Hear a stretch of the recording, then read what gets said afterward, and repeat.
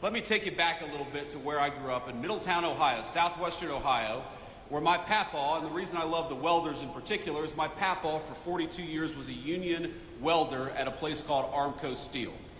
And when I was growing up, Armco Steel had shed about 80% of the workforce that it had employed when my papaw was working there during its heyday. And unfortunately, it was one of the lucky ones, because a lot of the steel mills lost about 80% of their workforce. A lot of the steel mills didn't exist at all.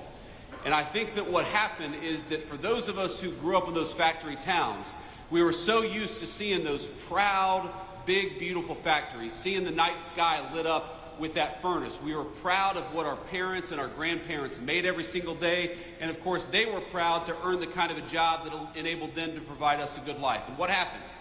Thanks to a generation of failed politicians and stupid decisions, those factories closed down one by one by one, and many of those proud towns that made us who we are, ladies and gentlemen, those proud towns became ghost towns.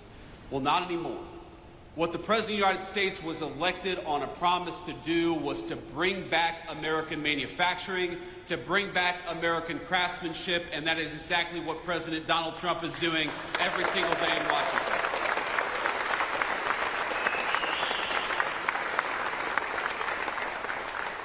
How nice is it to have a president who, instead of rewarding companies for shipping your jobs overseas, rewards companies for building factories right here in the United States of America?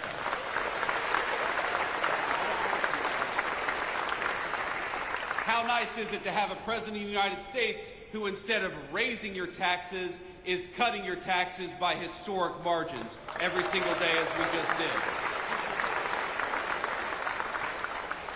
For years, American leaders would ask you to work overtime, would ask you to spend even more time away from your family, and every hour that you spent at the job, they would reach further and further into your pocket.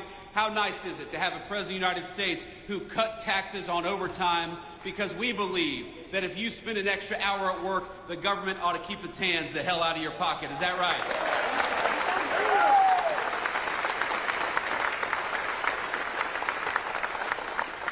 We know about 5%, about 1 in 20 Wisconsin workers rely on tips to bring home the bacon for themselves and their families. How nice is it to have a President of the United States and Republican majorities in Congress that cut taxes on tips instead of forcing our waitresses and service professionals to deal with the IRS. We ought to make it easier for folks to get by, which is exactly what we did when we cut taxes on tips, and Wisconsin families are going to be the beneficiaries.